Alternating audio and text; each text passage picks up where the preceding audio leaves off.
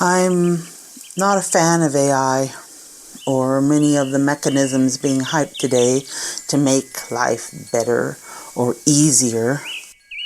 For the most part, I put them in the category of pet rock, from the 1970s, or the Tamagotchi pet craze of the 1990s.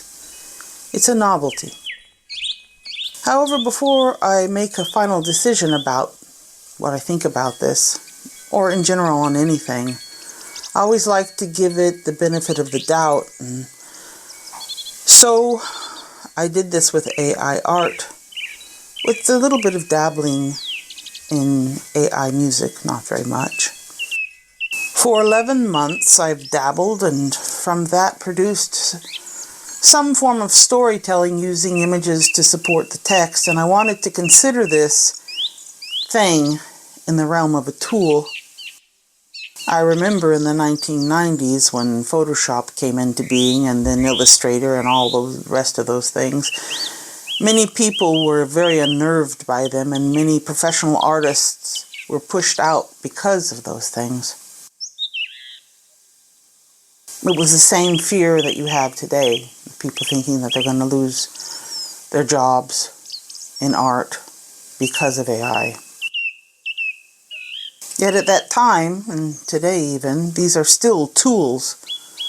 Useful, convenient, making stuff easier to produce and faster. Here, I would like to define what I think a tool is.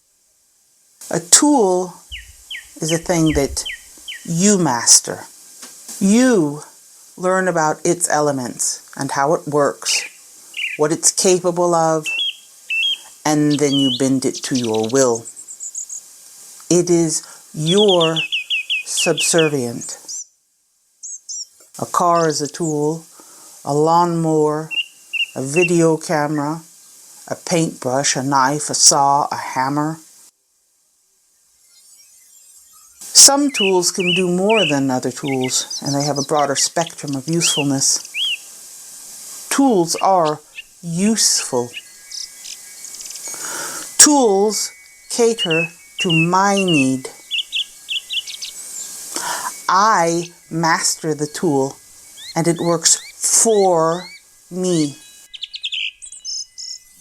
My experience with using AI started out novelly, like that. But after a time, I got to know it a little better and a little bit more about what I was working with. Making art with AI is similar in experience to the autocorrect feature on my phone. I despise this feature. It not only decides to correct my spelling errors, but it also decides to go on complete tangents, changing the entire sentence I just typed. Generally, I'm not really paying very much attention to what I've written until after I push the send button. And only then do I realize I didn't even write that sentence. I have to then go back and rewrite the sentence, resend it. But before then, when I'm writing it, I have to completely scrutinize it with absolute paranoia, looking at each word and letter before I do send it. I need to be sure that it was actually I who was writing it rather than the machine.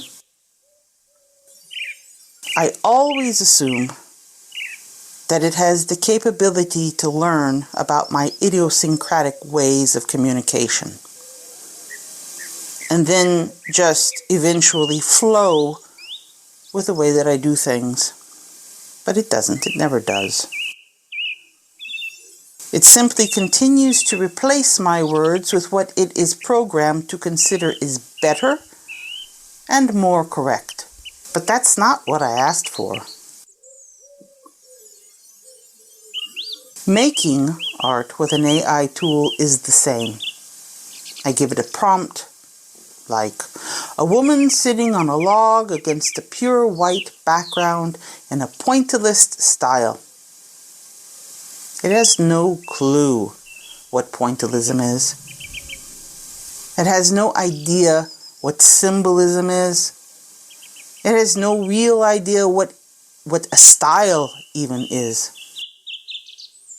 Instead, it gives me a woman with a beard sitting in front of a cloudy backdrop. Her hands are gently resting upon her crossed legs. And then there's another hand coming out of I don't know where. Maybe out of her right side or out of the back of her neck. And it's not really a hand, it's more like a claw. And around her are bushes and flowers. Those are generally acceptable. It does a pretty good job on flowers and bushes and clouds. Above her is a plethora of birds. Some have only one wing, others don't have a head. And when I examine the woman's face, maybe one eye is very nicely done and complete, but the other one looks like the cloning stamp stopped mid-clone. Or it has some kind of weird highlight, or it has a big white spot.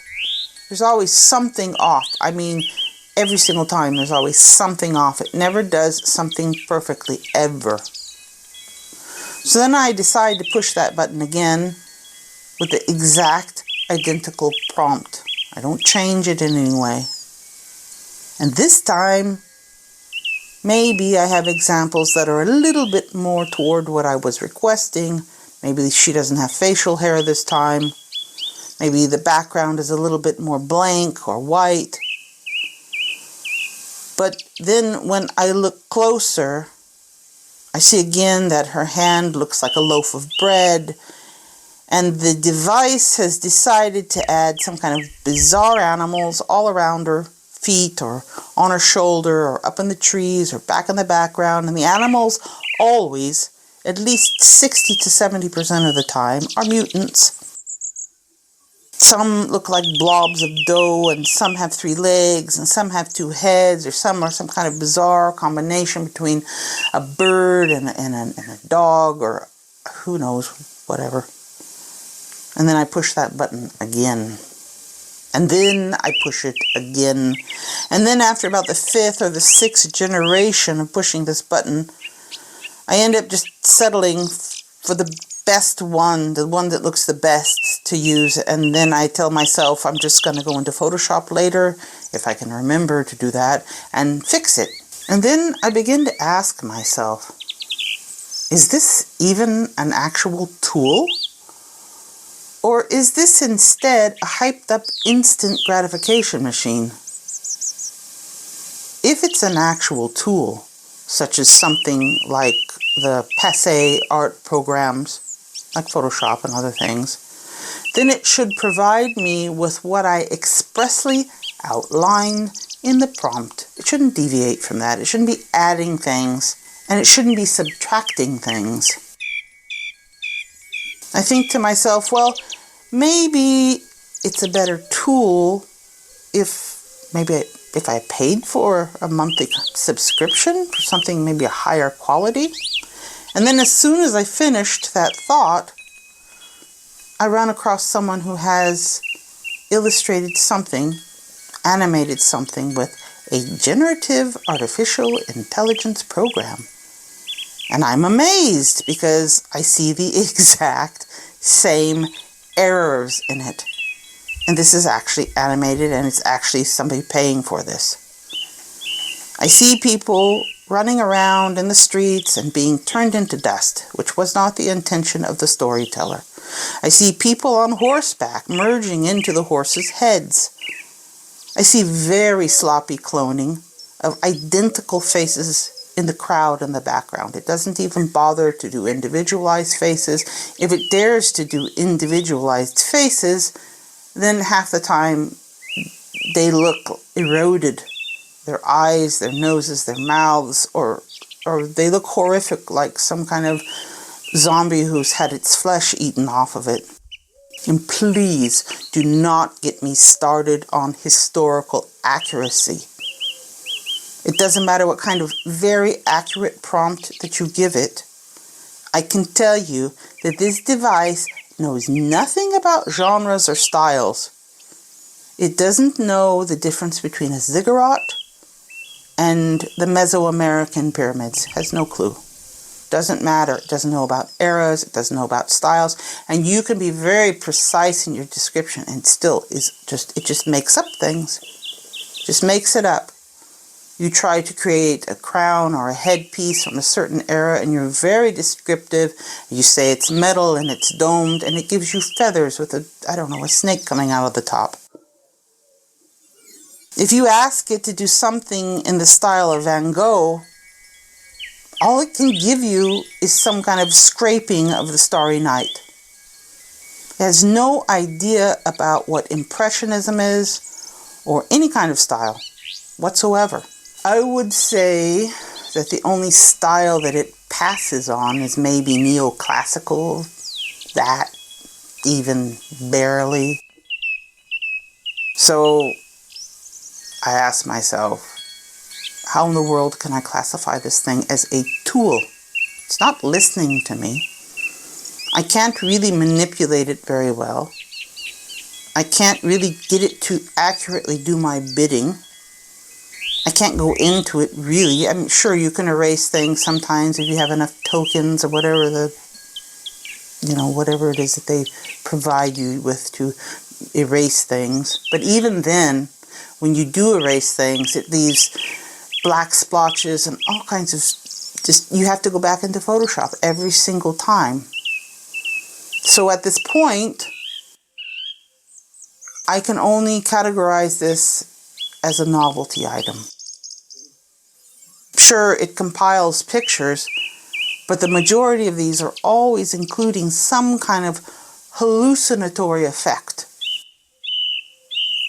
Whether it's zombies in the background, or animals that you didn't ask for, or you name it. So this cannot be called a tool. I'd rather call it a collage slot machine. If you're really lucky and you haven't confused it too much, you might, on occasion, end up with 3 cherries in a row, but that's really almost never the case. One of the main things that attracted me to at least give this thing a chance is the speed with which it can generate images. As an artist, I'm very slow. That's the way I paint. That's the way I make art. A single painting can take me days or weeks or months and even years. On formats like YouTube, the content needs to be pumped out somewhat consistently, and I am neither consistent or fast. Human-created art doesn't work like that. It just doesn't. For an artist to make art, they first need to mull it over in their minds. What media am I going to use? What is this piece going to be about? How is the composition going to be set up? And on and on and on. And then I need to digest all these thoughts, and then when I finally start working on it, a lot of time has passed. As I continue to work on it, it's obvious that changes are going to need to be made, this furthering the amount of time that I have to spend on it. And the internet is consumer-based, like a bakery or like a burrito shop. Nobody wants to wait to be served. Doesn't matter if people get stuff for free or not. It doesn't make any difference. People do not want to wait to be served. They don't have patience for it. So, like waiting for a pizza or something, no one has the patience to sit and wait for the food to be created from start to finish. Everybody wants it now, provided in easily consumable bites. But again, I have to reiterate, anything that is actually art, it takes time. We exist in a world which unfurls its beauty in time, like the gestation of a being. And when it is born into this world, it is its own beautiful thing. Because AI is a collage mechanism, it is indeed some kind of a form of robbery. Duchamp's ready-made sculpture, his toilet was, and Warhol's soup cans, more or less, were forms of robbery. And I guess some forms of robbery are more acceptable than others, and some are more appreciated than others, and sometimes iconoclasm is applauded. The problem with AI, though, is its scale.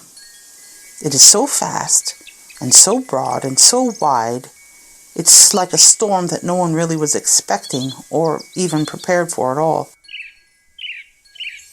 Copyright laws have been created. Later, of course, they never really served the craft person or the artisan, and now this robbery is so vast it threatens to nullify the actual host artisan that it's cannibalizing from. And AI is not smart. It's hyped. It's just hyped up. They make you think that it's smart, but it's actually not smart. Artistically, it is not actually creating anything. It's slapping together something based upon the way that it was programmed. It's not creative. It's not a tool. It can be useful. I give it credit for that. It can be handy. But after a while, you can start to see the sameness and the predictability in it, and the way that it produces its results. Like most of the time, the colors are similar, and its so-called compositions are generally similar. For me, real art has to be put into the sacred realm. It is the muse or the spirit of something expressing itself through the vehicle of flesh and blood and bone and breath. It's kind of a human communion with divinity, with something crisp and clean outside of our reach and persuasion. Sometimes the vehicle that expresses itself through it,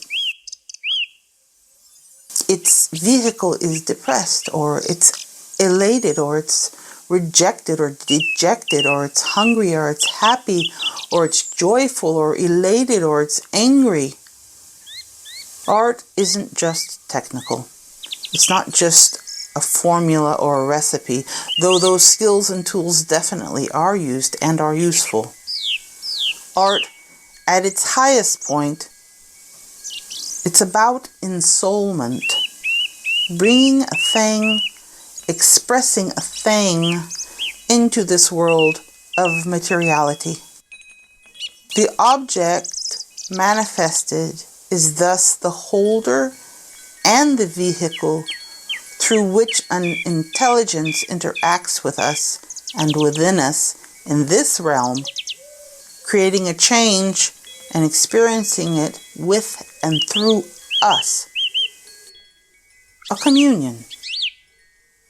Art is also a vehicle of a kind of immortality of the artisan and the intelligence that worked with it and enabled it and helped that person to give birth to it. Art is existing within time and outside of time. So if you listen to something like Mussorgsky's pictures at an exhibition, or Chopin's Ballade No. 4 in F minor, Opus 52, or Philip Glass's Einstein on the Beach, and then listen to each different musician playing the same piece, each piece of music and each artist has the power to transport you, each slightly differently, because it's going through that individual artist. And they're taking it from the original composer who composed it. So now you can open up a work of Dostoevsky or Thoreau or J.D. Salinger, and each one of these writers takes you away to another era or a time or a realm. And the same is true when you're looking at a piece of art like a Franz Klein painting or a Rothko or a Caravaggio. The spirit of the artist and their muse that worked through them, they live in this world, influencing us and experiencing with us and changing our perceptions and the perceptions of those who come after us. For as long as that object dwells amongst us. So, if you go to a temple in Greece, you're experiencing almost like a time traveler through the actual physical vehicle of the building, that era, that period, at the same time you're living in this era or period. So, to end what I have to say about this is that AI, no matter how novel or cute or fun or entertaining, or even if it gobbles up a lot of people's work and puts them out of work, it's not and it never will be any of these. Ever.